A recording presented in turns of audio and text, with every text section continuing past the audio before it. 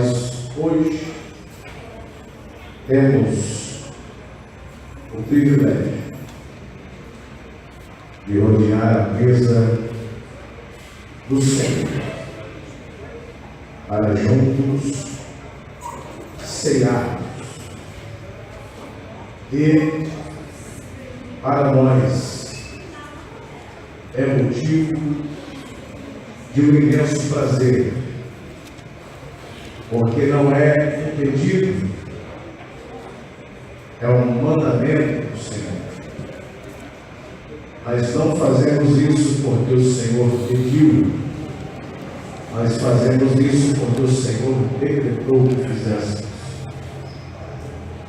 Fazer isso em memória de mim, e ele estava muito vivo quando disse isso,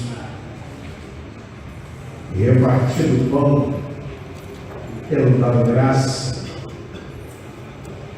Todos comeram,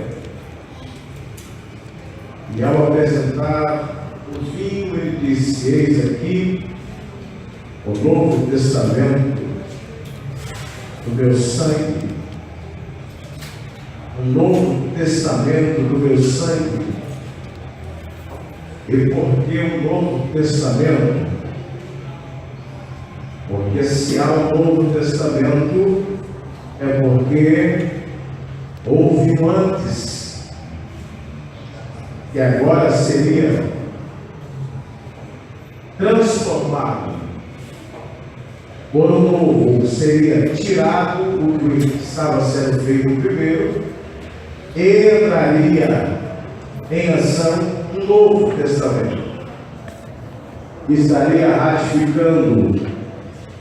E o Senhor disse: eis aqui esse vinho que simboliza o meu sangue, o Novo Testamento do meu sangue, da minha aliança com essa geração. O Senhor, ele veio cumprir a lei em si. Ele não veio abolir a lei, ele veio cumprir-se em lei, para que ao cumprimento da lei, porque a lei não é apenas, ou não foi apenas 10 mandamentos que foram escritos pelo dedo de Deus em pedras, que foram retiradas de cima do monte. A lei, ela também compunha de 613 artigos que estavam embutidos no decálogo. Toda a instrução para que o povo que agora estava sendo formado no deserto como nação, porque diz a Bíblia: te criei, ó Jacó, e te formei, ó Israel. A criação vem através de Jacó, e a história do povo hebreu começa no final da vida de Jacó, quando ele descobre que seu filho José era vivo, e não apenas vivo, mas agora era um dos principais liderantes do povo egípcio. Ele retorna com 70 pessoas para o Egito, ver o seu filho, e chegando lá, eles habitam naquela terra, e diz a história que o povo se multiplicava, o povo crescia a ponto de trazer medo aos faraós, que inventaram em seu coração a saber: este povo cresce demais, se nós não fizermos alguma coisa, nós teremos a nossa nação escravizada por este povo. E antes que isso aconteça, nós vamos escravizar o povo hebreu. E com isso diz a Bíblia que reinados se passam, a história de José se esquece e o povo vira cativo realmente no Egito. 430 anos eles clamam, mais de 4 gerações se passam. E com as gerações, as pessoas vão sendo formadas, criadas, nascidas em cativeiro. Mas uma coisa eles aprendem no cativeiro, que Deus é o Deus de Israel. Eles não tinham recursos, eles eram escravos, mas a história era contada de pai para filho. E o pai dizia sobre o Deus Jeová, o Deus de Abraão. E os filhos contavam aos filhos dos seus filhos. E dessas 4 gerações escravizadas, eles não tinham nenhum tipo de comodidade, até porque a palavra escravo já denota todo tipo de privação. Mas uma coisa eles sabiam, porque diz a Bíblia que Deus, quando chama Moisés, ele diz: eu ouvi o clamor do meu povo. É sinal que o povo estava passando necessidades, mas não deixavam de clamar ao Deus de Israel. Eles entendiam que o Senhor era a única solução para aquele povo. De repente Deus levanta Moisés, mas Deus, ele é fantástico, porque Deus precisa formar em Israel o seu povo. E o povo foi formado no deserto, mas o povo estava livre, mas tinha o entendimento de escravo. O povo era livre, mas tinha cheiro de escravo. O povo era livre, mas tinha as palavras de escravo. O povo era livre, mas tinha o paladar de escravo. O povo era livre, mas tinha o olhar de escravo. E Deus pega o que é de mais culto dentro do Egito, esse menino retirado das águas, formado nas escolas, nas universidades egípcias, conhecedor das coisas. Ele sabia sobre matemática, agricultura, economia, engenharia. Ele sabia sobre estratégia militar. Ele entendia sobre as coisas. Então Deus pega alguém com um coeficiente elevado para cuidar de um povo que era liberto, mas ainda tinha todos as gírias e os caguetes de escravo. Ele pega um príncipe para formar uma geração de adoradores.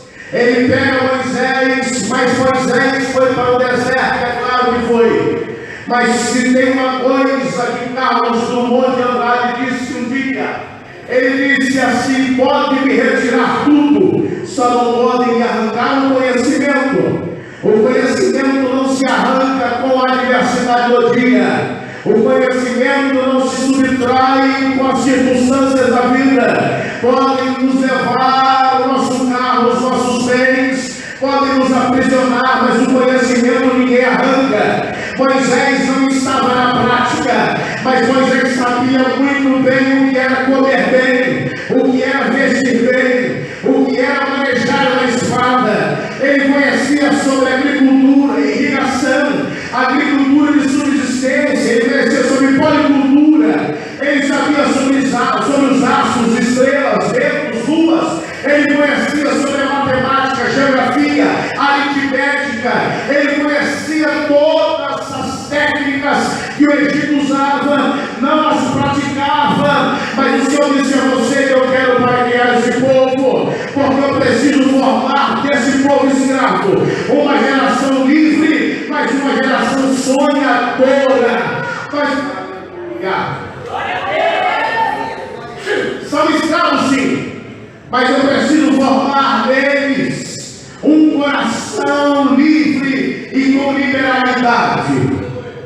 Deus nos leva para o deserto. No deserto, sabe o que Deus faz? Deus, ele sente a necessidade de estar no meio do povo.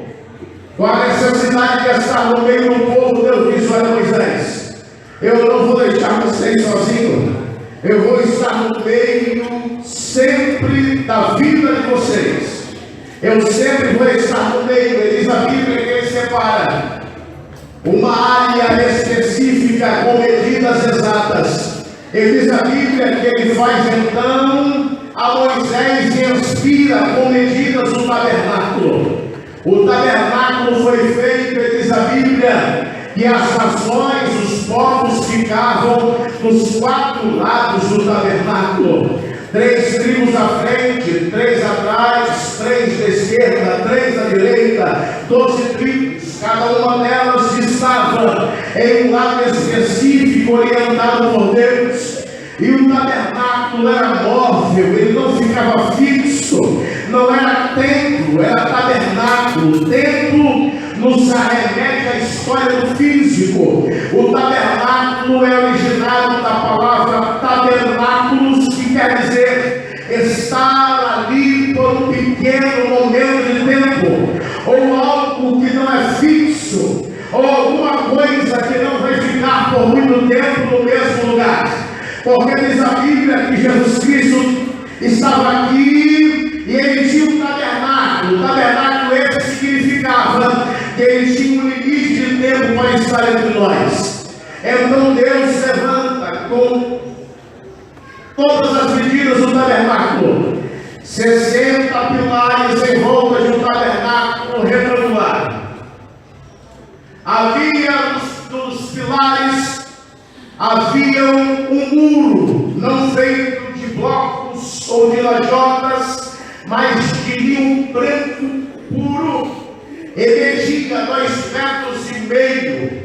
Em cima das hastes de madeira feita de acácia, havia em cima prata sobre todos os 60 pilares.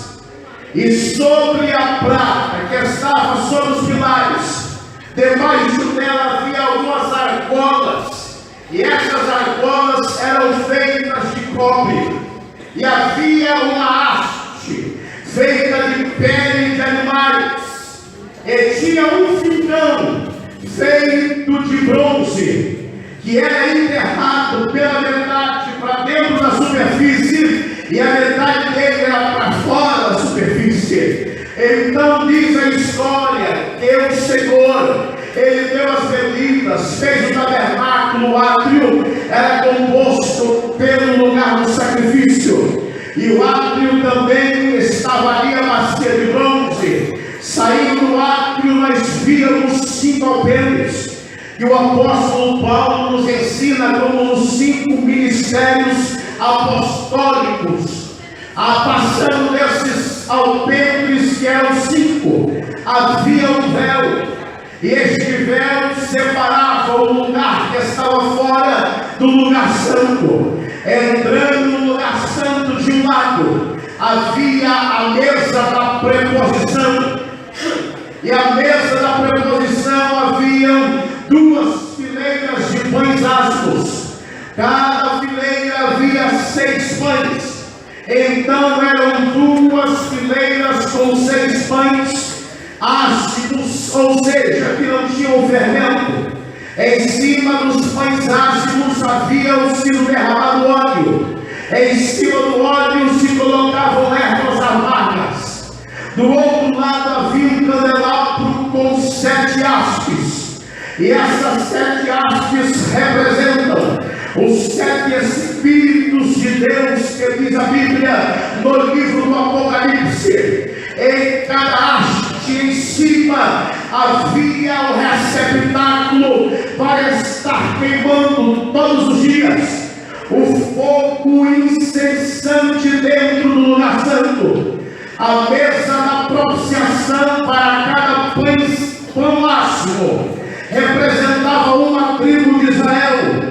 Para cada pão uma tribo, 12 pães, 12 tribos. O óleo que estava por cima representava, o pão máximo representa o tempo do sofrimento e da sofreguidão do povo que andava pelo deserto com calor insuportável de manhã e um frio intenso à noite. O óleo que estava por cima representava a graça e a misericórdia de Deus que está sobre os nossos sofrimentos. O amargor era para que não esqueçam que está escrito em Provérbios, que a correção do Senhor é amarga no começo, mas no final traz resultados incríveis. É para que o povo não esquecesse disso. Depois de um lado o candelabro, de outro a mesa da propiciação, na frente havia o altar de incenso. No altar de incenso, dentre todos os aromas e de todas as essências, 3 em especiais me chamam a atenção. Haviam 3 iguarias que, quando misturadas, fazia o esquétipo da essência da adoração. A primeira era encontrada no oceano mais fundo, dentro de ostras. Pegavam-se ostras do Pacífico, levavam para a praia e trituravam as ostras, e com aquele pó que saía das ostras, eles então tinham a primeira essência que faria valer o altar incensário. O segundo lugar era uma seiva que era extraída de algumas árvores que estavam sobre os montes, que pela madrugada choravam, minavam essa seiva que era colhida, e eles colhiam a seiva para fazer a mistura. A terceira essência, também importante, era o misturar de ervas amargas, que quando ao triturar soltavam o sumo. Então eles pegavam o sumo das ervas amargas, o pó das ostras do profundo do oceano, e a seiva que chorava pela madrugada das árvores, misturava, e com aquilo se tinha a essência adequada para fazer com que os céus se abrissem e Deus tivesse uma comunicação eterna e para sempre com a terra e para com o seu povo. Eu abro primeiro parênteses nesse lugar para dizer a você que essas 3 essências representam um povo que está aqui esta noite, e é por isso que nós precisamos da igreja. Tem pessoas que querem servir Jesus em casa, e eu digo que não funciona, porque na igreja você tem aqueles que buscam na profundidade, como diz a gíria, gospel que nós ouvimos. Na igreja tem aqueles que buscam pelas madrugadas, chorando e conversando com o Senhor, mas tem aqueles também que só buscam quando são amassados por Deus.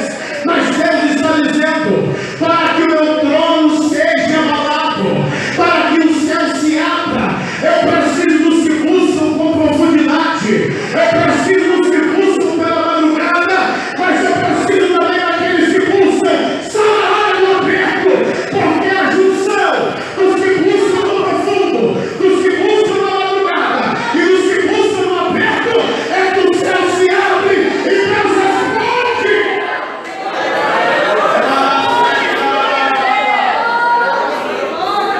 Atrás do altar de incenso havia outro véu. Este véu separava o santo do santíssimo.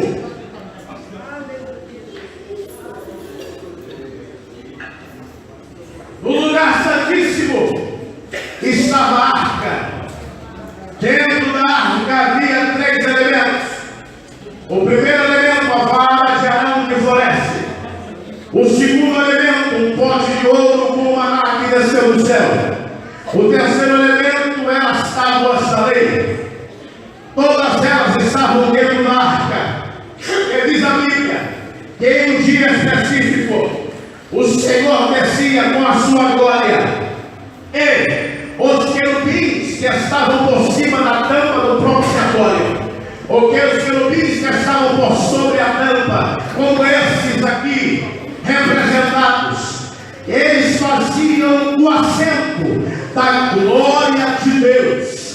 Deus descia dentro do lugar santíssimo, e o seu trono era em cima das asas dos querubins.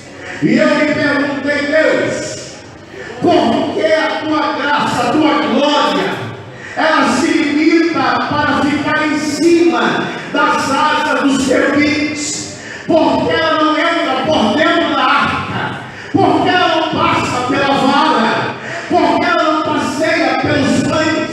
Por que ela não mexe com as tábuas? Então o Espírito Santo, que é claríssimo, disse: é porque no tempo da lei eu ainda precisava mostrar que a minha graça está por sobre a lei. O que está dentro da arca é relacionado à lei. A vara fala de lei, o pão fala de lei, o decálogo nem se fala. Então a glória desce junto com a graça e fica por cima da lei, uma se completando com a outra, a graça se completando com a lei e a lei se completando com a graça, e a glória do Senhor era manifestada.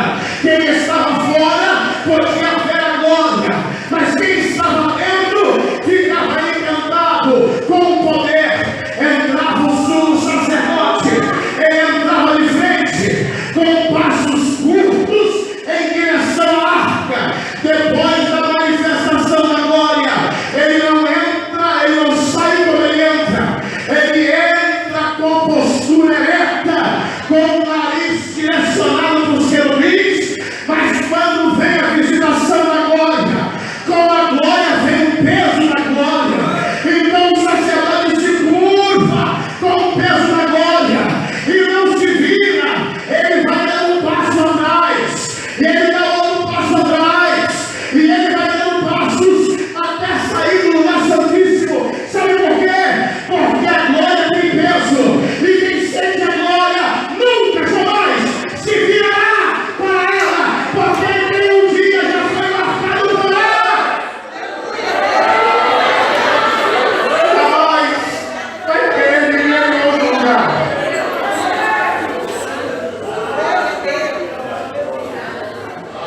O primeiro véu que estava no átrio era conhecido como o caminho. O segundo véu, que era da bacia de bronze para o lugar santo, depois dos 5 alpendres, era conhecido como a verdade. E o terceiro véu, depois do altar de incenso, era conhecido como a vida. 3 véus, do átrio até o Santíssimo. A história passa, e o tempo passa com ela. Chega Jesus, e quando Jesus chega um dia, ele disse assim: ei, eu sou o caminho, eu sou a, e eu sou a. Sabe o que Jesus Cristo pensa? Jesus Cristo pensa o seguinte: é muito difícil com que todos passem do átrio ao Santíssimo. É muito difícil o altar do sacrifício. É difícil passar pela bacia de bronze. O altar de sacrifício, primeiro, é preciso dar. E dar hoje é difícil, porque precisa-se dar um cordeiro sem mácula, há mais de 3 anos sem marcas, para ser sacrificado. Mas não era só o cordeiro, era o cordeiro e o bode, porque essa cabra, o bode, era solta no deserto para o demônio chamado Israel. E sobre esse bode os pecados iam junto para o deserto.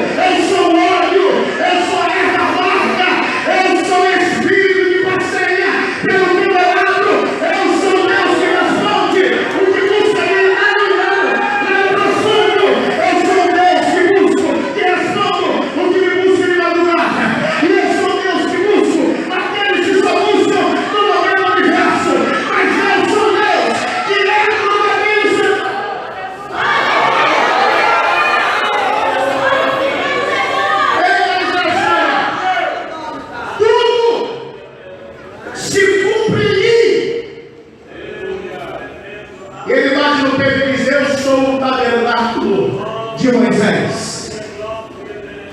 Eu sou o caminho, eu sou a verdade, eu sou a vida. Quem não passar por mim, jamais, jamais, jamais, jamais entrará no reino do céu. Tem que passar por ele. E ele vem trazendo essa nova ideia. Ideia de graça. Chega um dia em que tentam contra a sua vida e o levam até o Gólgota. O Gólgota não ficava dentro de Jerusalém.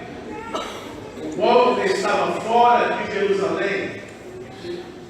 O Gólgota era um lugar onde havia muitos crânios.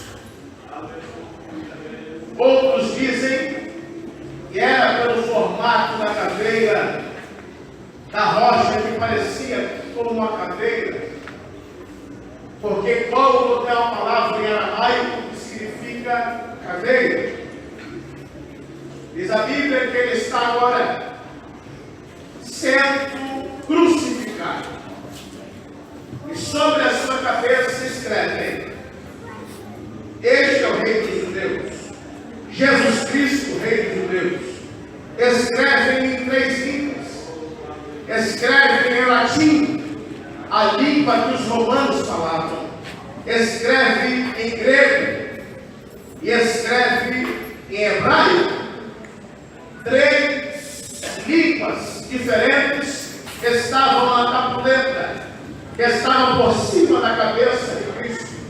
E essa tapuleta nada mais era do que a identificação do crime. Quem era homicida estava escrito homicida. Quem era latrocida estava escrito latrocida. Quem era estuprador estava escrito estuprador. Mas na cabeça de Jesus não podia se colocar outra coisa senão a ironia com mais verdade que o mundo já ouviu. Jesus Cristo, Rei dos Judeus, verdadeiramente estavam ironizando, mas na verdade era um cumprimento profético acontecendo, porque nada na história de Cristo é à toa. Por mais que tentam isolar ou tentam ironizar a história, eles estão sendo usados por Deus para que ela se cumpra com minúcias sobre a nossa história e sobre nossa vida como fé em Cristo. E Jesus Cristo agora está como o salmista canta. Não tinha formosura, havia uma coroa na sua cabeça de espinhos, mas não era como essa coroa de filme que você assiste. Era uma coroa como um capacete, ela cobria toda a cabeça, não era só a fronte, era toda a cabeça, era coberta por essa coroa essa de espinho. Não obstante isso, o soldado acha que é fogo, pega uma vara, pega um tanque, vai a cabeça dele ainda bate, e esse cravo ainda fica mais profundo na sua cabeça, e ele começa a sangrar. E não obstante isso, ele tem sede, e tentam para ele alguma coisa que não é água, ou tentam dar uma bebida para tentar diminuir a dor. E ele não aceita, ele percebe que esse milagre, que essa solução era uma solução para adormecer, para diminuir o sofrimento. Então ele rejeita e diz: não, eu quero que se cumpra todas as instâncias da dor, porque o preço que eu estou pagando é caro demais, e quem eu vou pagar ele cobra, e o cobrador ele é perverso, e eu preciso pagar e mostrar para ele que nada fiz do contrário do valor que eu preciso pagar. Então ele abre e rejeita, agora coloca uma lança das passas do seu peito.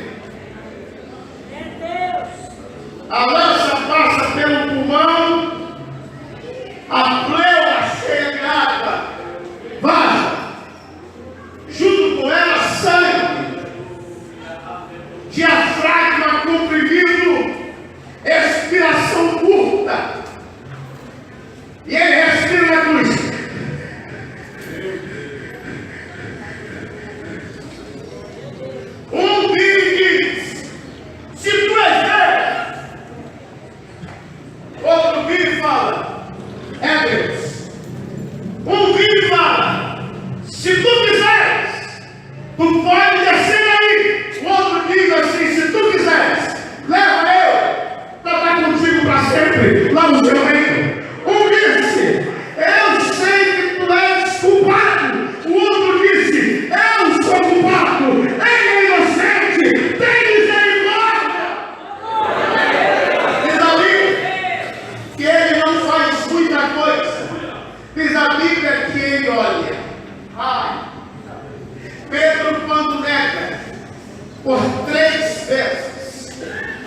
um evangelho. O outro diz que ele nega por duas e o galo canta três. Mas pouco me interessa quantas vezes. Alguns dizem que quem canta mesmo é o galo. Outros falam que no palácio de Antonieta, na troca, na guarnição, se tocavam trombetas conhecidas como toque do galo. Também não me interessa. O que me interessa é que quando Pedro está no lugar, olhando para ele, ele fala: você parece com ele. Ele fala: não. Você veste igual a ele. Não. Você fala igual a ele. O galo canta, a trombeta toca, a ficha cai. Jesus passa, saindo do sinédrio, e olha para Pedro. Mas não é qualquer olhar, é o olhar de Jesus. É aquele que entra no mais profundo da intimidade do coração do homem. É aquele olhar que Freud, pai da psicanálise, que não consegue explicar. É aquele olhar que o colégio filosófico grego não conseguiu explicar. É aquele olhar da história que eles não conseguem explicar. Talvez seja Sócrates que chega mais perto do que é o olhar de Jesus quando ele diz: só sei que nada sei. Ele está dizendo: quanto mais eu entendo, menos eu sei sobre Deus. E é isso mesmo. Quanto mais nos aprofundamos, menos entendemos. Jesus Cristo olha, Pedro, a ficha cai e ele sai. Jesus olha para o ladrão. O ladrão olha para ele. A revolta do ladrão dá lugar à paz. Tudo porque Jesus deu um olhar. Às vezes nós queremos que o sol pare, que a lua pare, que haja tempestades, trovões, respostas. E às vezes tudo que Deus precisa é apenas nos dar um olhar. Um olhar é suficiente para mudar a história. Ei, não exija muito daquele que já deu tudo. Um olhar, às vezes, é o suficiente para mudar a sua história. Eu vou repetir para você entender: não exija muito daquele que já deu tudo. Às vezes, um olhar resolve a sua história. Só que ele está agora em uma situação que ele não consegue falar muito, então ele precisa falar pouco. E como Jesus Cristo nunca foi de jogar conversa fora, então ele precisava pensar e repensar no que haveria de falar, porque a situação era difícil. Preste atenção comigo. 3 anos e meio, uma galera deixou de fazer muitas coisas para segui-lo.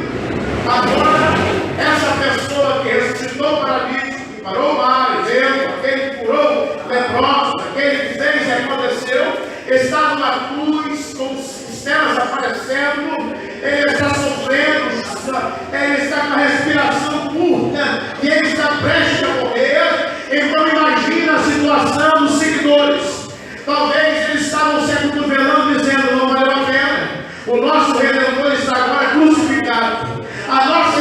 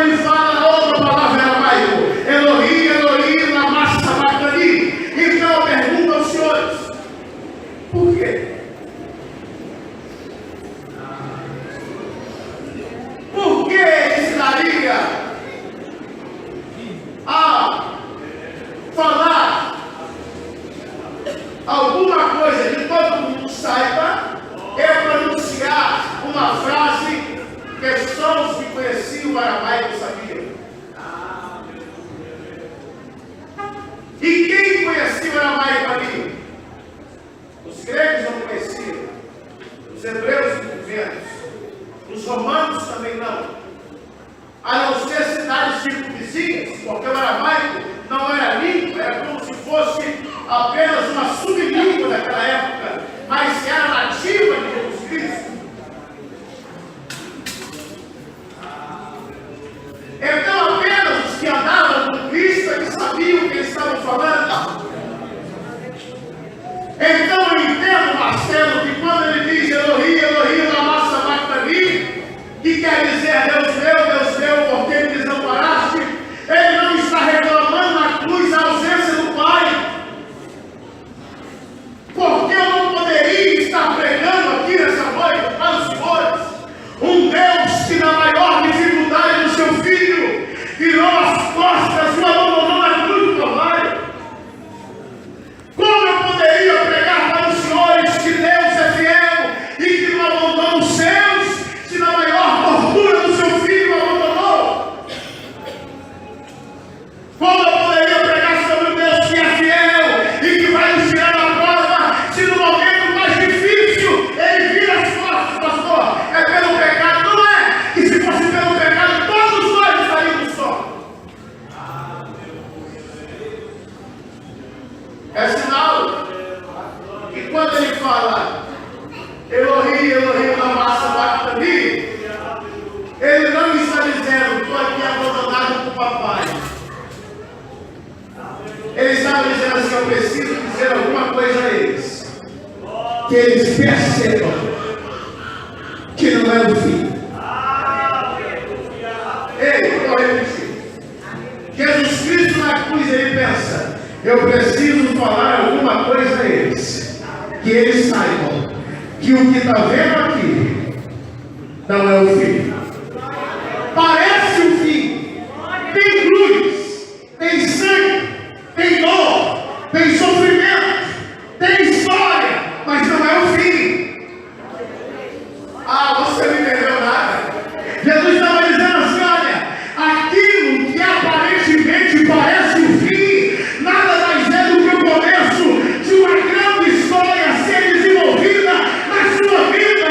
Não é o fim, não acabou, não é morte, é vida, é vida, é vida, é vida, é vida, é vida. Para terminar, termino agora. Ele grita Elohi, Elohi, lama sabachthani, e eles pensam: eu entendi. E você entendeu? Entendi. E o resto? Está tudo boiando. Ninguém entendeu nada. Vamos ver. Ele quer falar uma coisa. Porque quem convive muito tempo com alguém conhece até os trejeitos da fala. Eles pensam: toda vez que Jesus falou era mais para a gente, ou quando estávamos só, ou quando estávamos no meio de muita gente, ele queria chamar a nossa atenção. Todo mundo reunido, aí Jesus queria falar para os seus. Então ele falava a palavra aramaico, e daqui a pouco todo mundo saía de fininho, porque só aqueles que entendiam que o seguiam.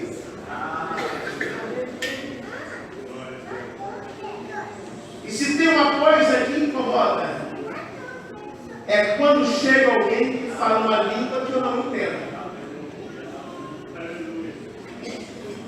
Quer ver?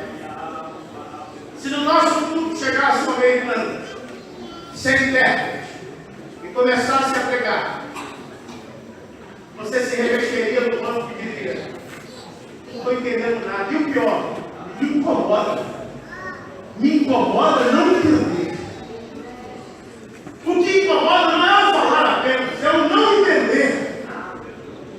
Aquele povo fica incomodado porque diz assim: nós entendemos quase tudo que ele diz, mas tem os negocinhos, tem os detalhes que a gente não entendeu. Mas ó, o povo que anda com ele está em alvoroço.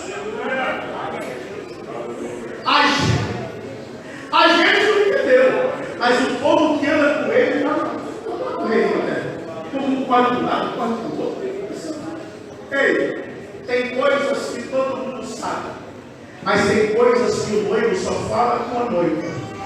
Ah, não, você não pegou. Tem coisas que o noivo fala e a terra entende, mas tem coisas que o noivo fala só para a noiva. E não pense que o mundo não fique incomodado com isso, porque o mundo se incomoda. O mundo fala assim: poxa, entendemos quase tudo, mas tem esse negocinho que a gente não entendeu.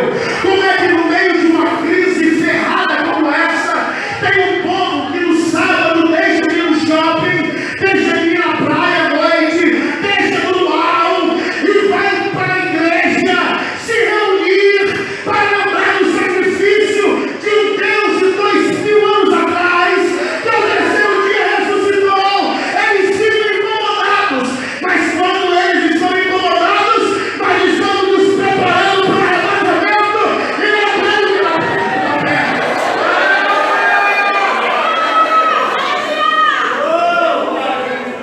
Aleluia! Eles saem. E a primeira coisa que eles procuram é a sinagoga. Eles chegam e perguntam ao escriba: se eu dissesse para você, Elohim, Elohim, lama sabachthani, o que você queria? O escriba disse: não sei nem o que está falando. Aí ele fala: vamos chamar o chefe da sinagoga. Chama o chefe da sinagoga e fala: então, um minuto, por favor. Olha, é o seguinte, nós ouvimos uma frase que está aqui no coração da gente assim. E nós viemos à sinagoga porque a gente acha que é desse meio. E o príncipe da sinagoga, o principal, falou: o que é? Se nós falássemos para o senhor assim essa frase: Elohim, Elohim, lama sabachthani, o que o senhor diria? Ele coça a barba, uma maior do que eu tinha até hoje de manhã. Ele passa a mão nos cabelos e ele diz: essa frase não é estranha. Eu já li isso em algum lugar. Então ele vai na biblioteca, mexe nos rótulos, os papiros, pega um, sopra, desenrola, chama todo mundo e fala: vem cá. Eu descobri aonde foi que eu li essa frase. E eles perguntam: onde? Então o principal responde: o rei Davi, há 680 anos atrás, compondo nos palácios, ele compõe um salmo que começa assim: Elohim, Elohim, lama sabachthani. Deus deu, porque me desamparaste. Eles entendem então que a frase da cruz não é a frase de um Jesus abandonado pelo Pai. Eles entendem que a frase da cruz é uma pista para que eles entendam que aquilo que está acontecendo na verdade era preciso que acontecesse para que o reino prosperasse.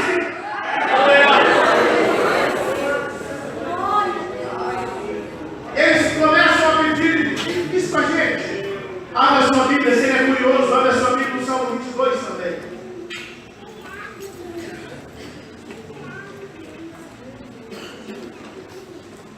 Sentado, ele começa a dizer assim: Deus meu, por que me desamparaste? Por que está tão longe de me salvar? Tão longe das palavras do meu clamor? Deus meu, eu clamo de dia, de 9 ao meio-dia, mas tu não me ouves.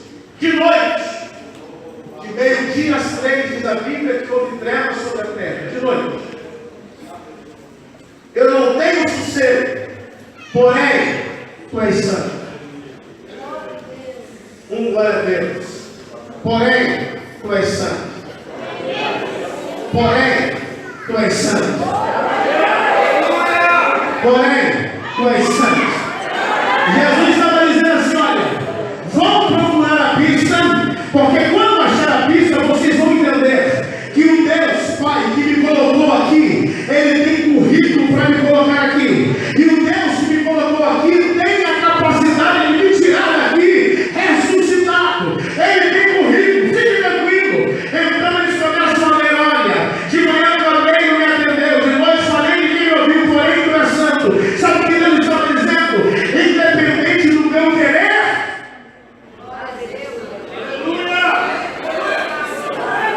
se eu fizer pirraça,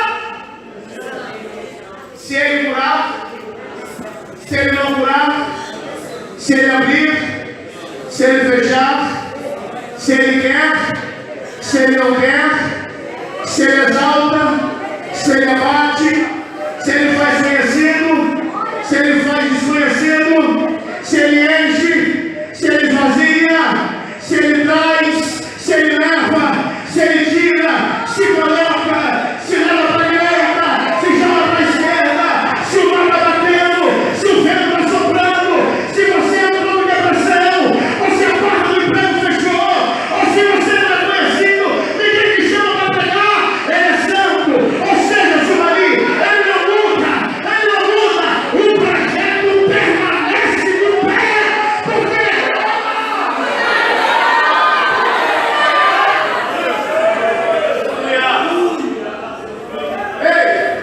segura a onda. O projeto não muda porque você está sofrendo. O projeto continua. O projeto continuou com o filho na cruz pendurado, sofrendo horrores. Por que mudaria por minha causa? Ei, pastor, é porque eu falei, ele é santo.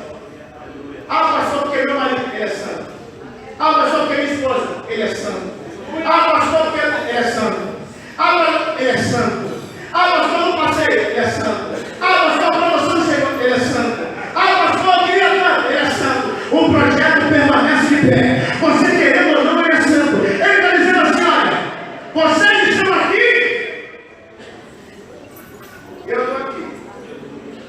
Aí Isaías diz assim, os seus caminhos são mais altos que os meus caminhos, e os seus pensamentos muito maiores que os seus pensamentos. O segredo não está na promessa que ele fez. O segredo está de não desistir da promessa. Eu vou repetir para você não vai. Você está prestando atenção, mas você parece que passou. A promessa está de pé. Bate aqui, bate lá, bate aqui, bate lá, bate aqui, bate lá. E ele está dizendo assim, se permanecer fica com promessa. Se permanecer fica, a promessa é sua. Mas na hora de receber você desiste.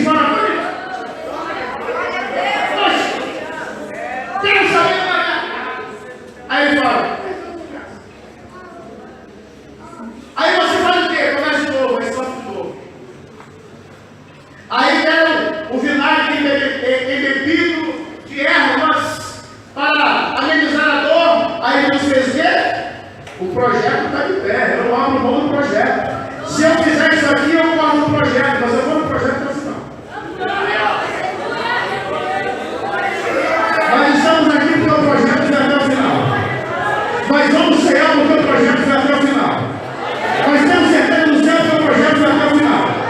Nós vamos pegar esse vinho aqui e vai simbolizar o sangue porque o projeto vai até o final.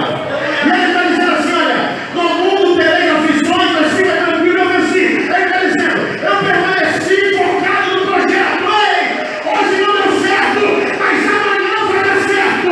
Hoje não se abriu, mas amanhã vai se abrir. O projeto está de pé.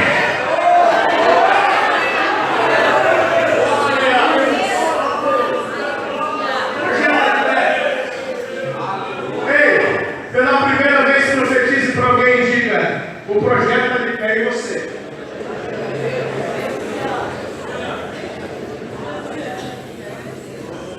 E você? Você está?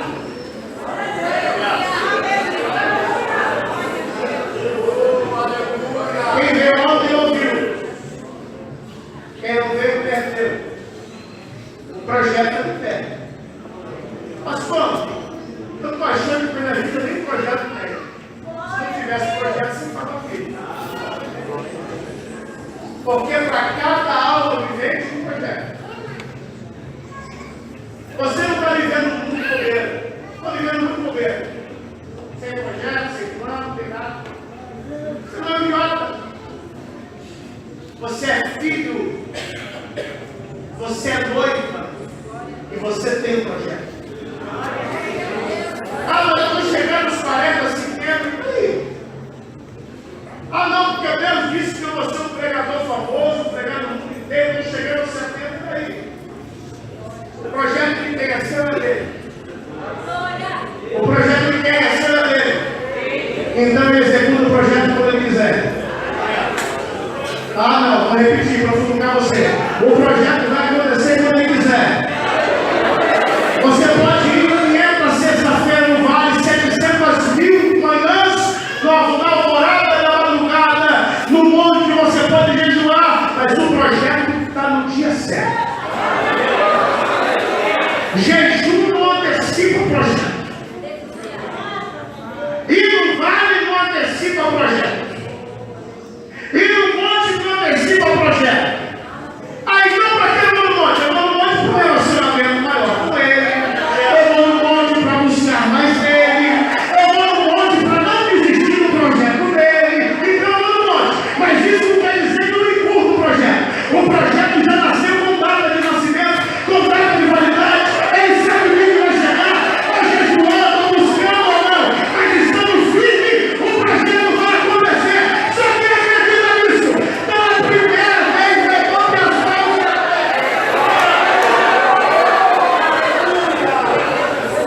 Por que vai acontecer? Porque ele é santo. E segundo, ele não abandona o projeto. O apóstolo Paulo disse que aquele que começou é competente para terminar a promessa. É a gente que de vez em quando dá uma vacilada. Mas o projeto não tem.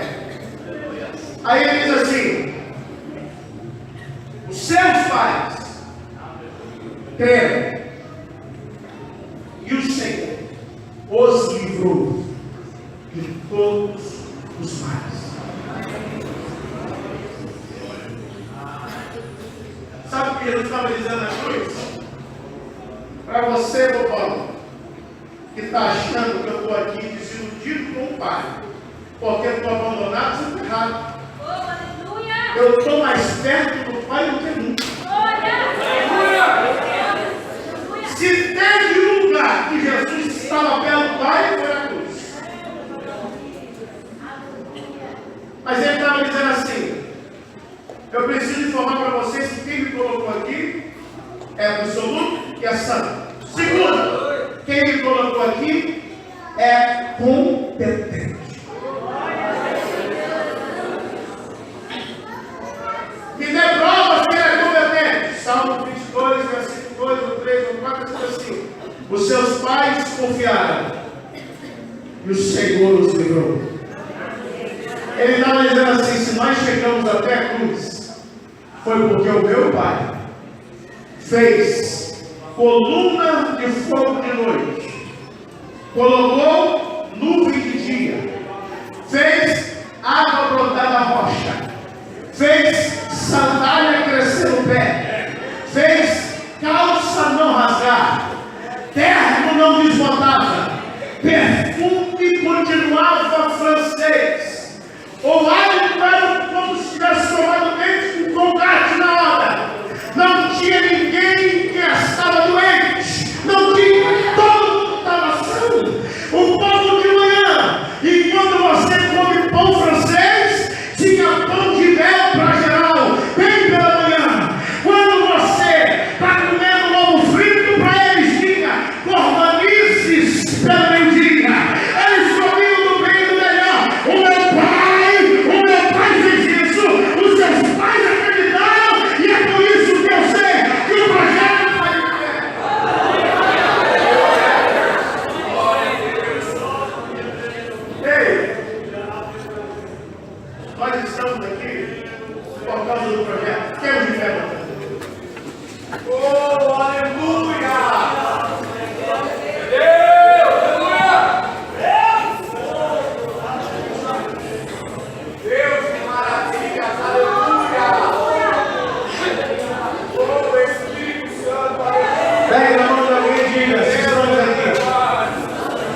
É porque o projeto deu certo.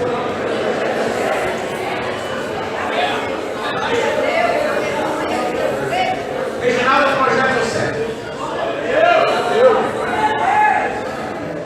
O projeto deu tão certo, Adeli, que nós hoje somos centenas de milhões.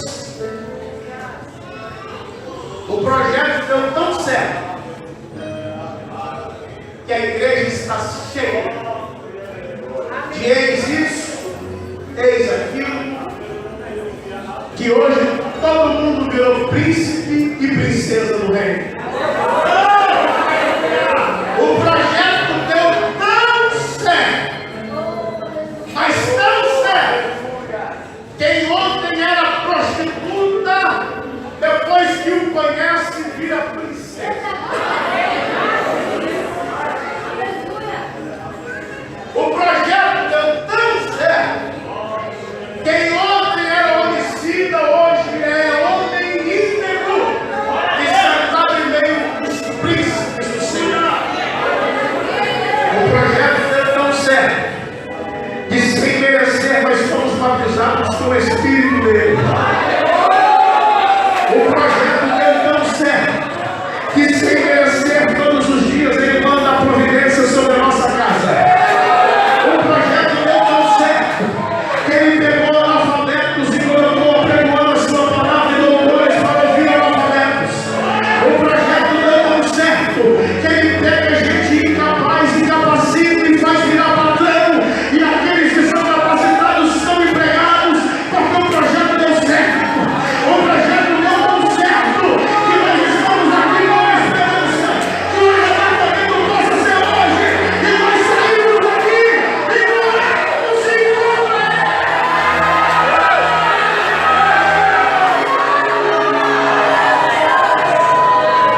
Isso porque o projeto deu certo.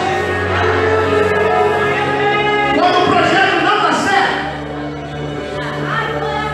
o arquiteto pega a borracha, rabisca,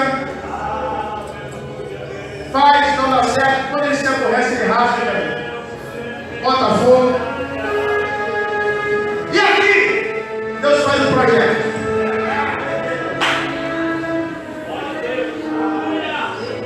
O projeto é supimpa, só que o projeto é teimoso. Aí ele começa. Aí o projeto. Aí se você dizer, vai se lascar para lá o projeto.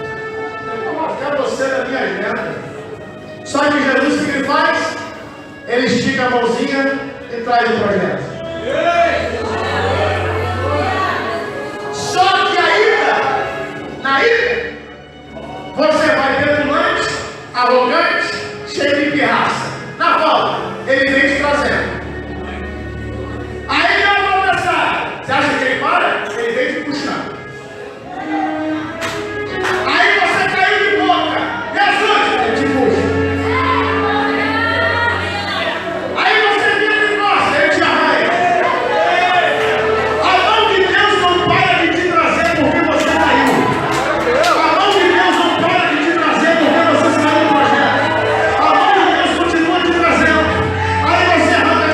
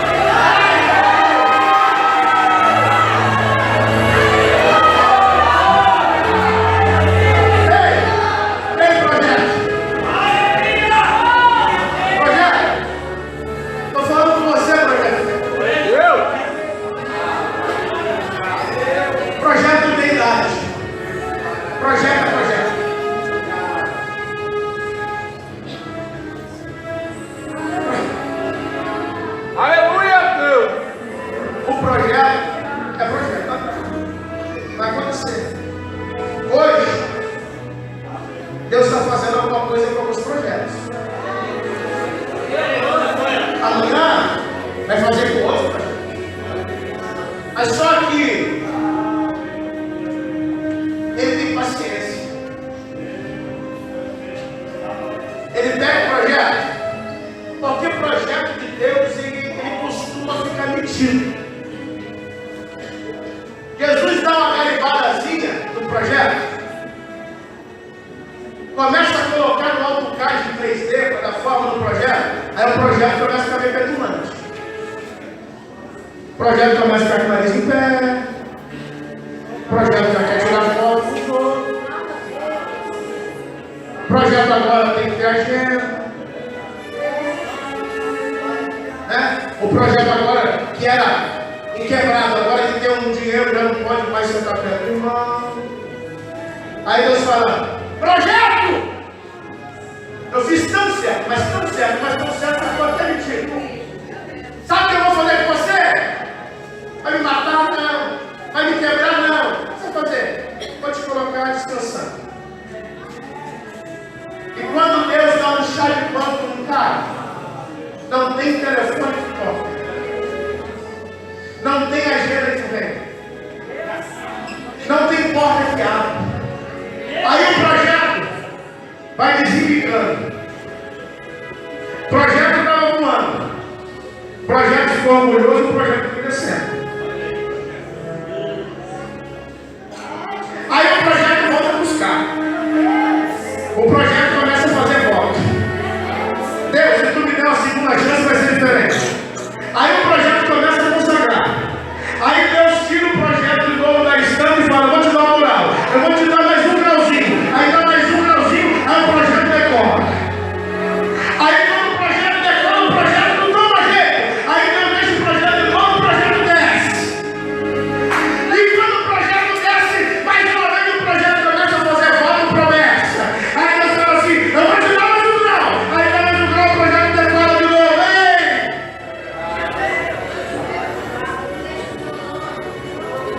De uma coisa eu sei. Nós somos projetos inacabados. E todo dia Deus está colocando a régua e dando um traço. Mas daqui a pouco Deus vai colocar